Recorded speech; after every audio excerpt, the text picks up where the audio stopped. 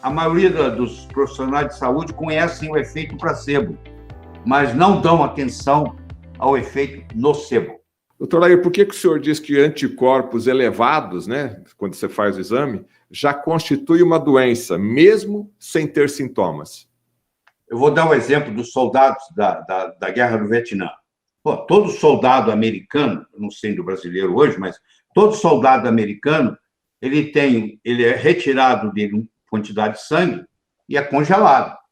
Então, se você serviu o exército nos Estados Unidos, o seu sangue está lá congelado. Então, todos os soldados que foram para a Guerra do Vietnã tiveram sangue congelado.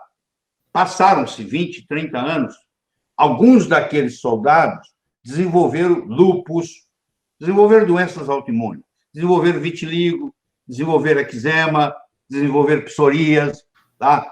E aí, o que os médicos fizeram? Fizeram uma pesquisa seguinte: e se eu for lá naquele sangue que está congelado, lá no freezer, será que lá já tinha manifestação de que esse indivíduo ia ter lúpus, por exemplo? E eles foram lá e descobriram que 20 anos atrás, 10 anos atrás, 15 anos atrás, já estava lá o FAN aumentado, que é o fator antinuclear, a lúpus. Já estava aumentado. Aí o médico fala assim, está aumentado, mas você não tem sintoma, não tem nada. Não. Esse anticorpo já está te comendo por dentro, entendeu? Eu estou querendo dizer aqui que o anticorpo já é a doença. Mesmo que a pessoa não tenha sintoma, se eu encontro numa pessoa a luzinha acesa, eu tenho que descobrir porque será que é o olho do freio? Eu tenho que buscar a causa, porque aquele anticorpo elevado, com o passar do tempo, água mole em pedra dura, tanto bate até que fura, ele já vai lesar várias partes do corpo, entendeu? Já é doença, mesmo sem sintoma. Porque as pessoas pensam que o sintoma é uma das primeiras coisas da doença. Não é, não. O sintoma pode ser uma das últimas coisas da doença, que é mostrado, por exemplo, nas doenças autoimunes, que a pessoa não sabe que tem até que descobre, mas aí já é tarde demais. Tá certo. Você está assistindo aqui a live do Fernando Betete, junto com o Dr. Lair Ribeiro. O nosso tema de hoje é a ciência da saúde, nutrição adequada como remédio coadjuvante para qualquer doença. Dr. Lair Ribeiro, o que é placebo? E o efeito placebo é mesmo real? O efeito placebo é muito real. Tanto é que as autoridades que aprovam remédios não pode ter uma pesquisa séria sem ter o grupo placebo. Eu já vi grupo placebo ter reação até 30%. Você está dando um remédio para pressão, quem recebeu o placebo baixou 30%. Quem recebeu o remédio baixou 60%. Então, é muito importante o efeito placebo. Mas eu gostaria de enfatizar aqui, usando essa terminologia do placebo, muitas pessoas não estão familiarizadas com nocebo.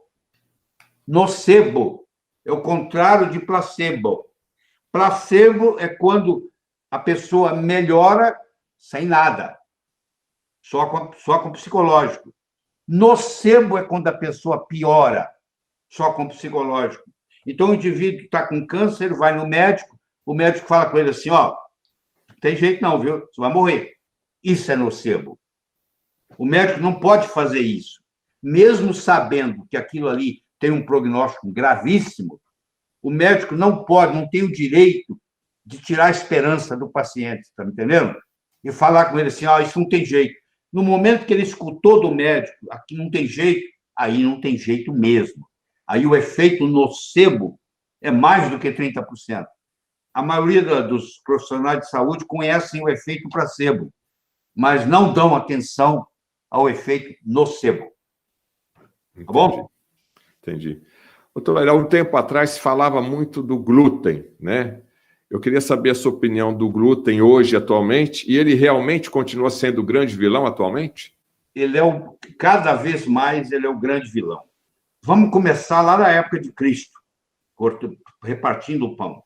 O trigo que fez aquele pão que Cristo repartiu, aquele trigo era um trigo acorn. Ele tinha 14 cromossomos. O trigo que você come hoje do pãozinho que você compra na padaria, ele tem 42 cromossomos. Ele é o triticum. Era o acorn, agora é o triticum. Essa mudança nos últimos 40, 50 anos, onde até deu o prêmio Nobel, um engenheiro americano ganhou o prêmio Nobel por ter melhorado o prêmio Nobel da Paz, porque matou a fome de muita gente, aumentando a produtividade do trigo. Esse aumento na produtividade do trigo nos últimos 30, 40, 50 anos, Fernando, isso trouxe um aumento de em torno de 400% na concentração do glúten. O glúten é uma combinação de proteínas. 85% das proteínas do trigo estão no glúten, que é a gliadina e a glutenina, que se representam 85%, são chamados prolaminas. A gliadina é a pior delas. A gliadina, quanto mais trigo você ingere, mais glúten você ingere, mais gliadina você ingere. Essa gliadina é uma proteína muito difícil de ser digerida, pela quantidade de gliadina que tem no glúten hoje. Não tem ser humano que seja capaz de digerir ela completamente. Parte dessa gliadina não digerida cai no sangue, se comporta como corpo estranho, o organismo, para se defender, cria um anticorpo contra a gliadina, que é o antigliadina, e, por azar nosso, nessa cadeia de aminoácidos, nessa gliadina, existem estruturas do corpo que têm a mesma cadeia de aminoácidos, por coincidência, por exemplo, a tireoide. Então, quando o corpo cria um anticorpo contra essa gliadina, ele está criando um anticorpo contra a tireoide. Aquele anticorpo vai atacar a gliadina e vai atacar a tireoide, e vai desenvolver, por exemplo, a tireoidite Hashimoto, que é uma doença autoimune sistêmica, tendo como alvo a tireoide. Então, cada vez mais, o glúten incomoda. Eu sei que tem muita gente que ainda não pensa no glúten. É só você ir no Amazon.com, existem mais de 1000 livros. Pode contar lá, porque eu já contei. Tem mais de 1000 livros mostrando o quanto que o glúten faz mal. Você entra no PubMed, você entra no Google Acadêmico, você digita glúten e health, você vai ver a quantidade de artigo que tem. Quer dizer, do ponto de vista científico, não falta nada. Falta ciência. Não, sobra ciência. Só que você não lê. Você só fala de ciência. O pessoal que usa esse jargão, isso não é científico, geralmente nem sabe o que é ciência. E fica usando o jargão, isso não é científico. É uma defesa que a pessoa tem, com a falta de preparo que ela tem, ela fala, isso não é científico. Se eu pedir a ela a definição de ciência, ela nem sabe o que é, entendeu? Mas fala que não é científico. É porque você não está fazendo o seu dever de casa, porque o que tem bastante. E a outra coisa é com relação à dieta do glúten. Eu faço uma metáfora assim, ó. Você pula, tem um desfiladeiro, tem um abismo para você pular. E você pula 99% desse abismo. Onde é que você vai cair? Lá embaixo. Tem uma história muito interessante de uma mulher que tinha sensibilidade ao glúten. Na realidade, ela até tinha doença celíaca, que é pior ainda. E ela fazia tudo sem glúten, tudo. E ela não melhorava. E o médico não conseguia entender, depois de 1 ano, 2, ela, numa dieta totalmente sem glúten, ela não melhorava. Aí descobriu-se, olha que interessante, que essa mulher era uma freira. E ela comungava diariamente. Então, a hóstia de trigo que tinha glúten era o suficiente para manter ela doente.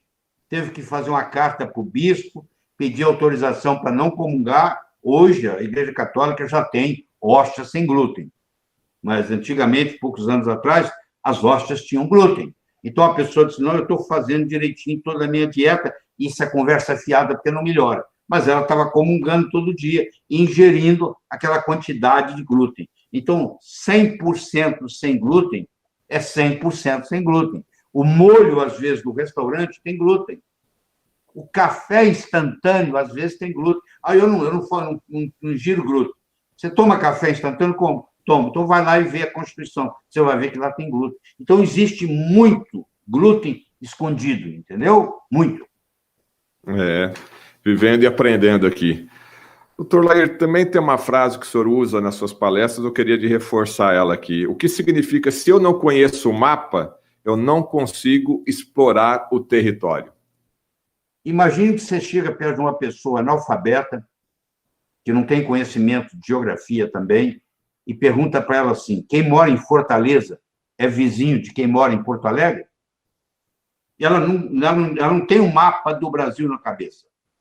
Você vai responder que não, você que está me assistindo vai responder que não, porque você fez aula de geografia, você viu como é que é o mapa do Brasil, você sabe onde é que está Fortaleza, você sabe onde é que está Porto Alegre, e eles não são vizinhos.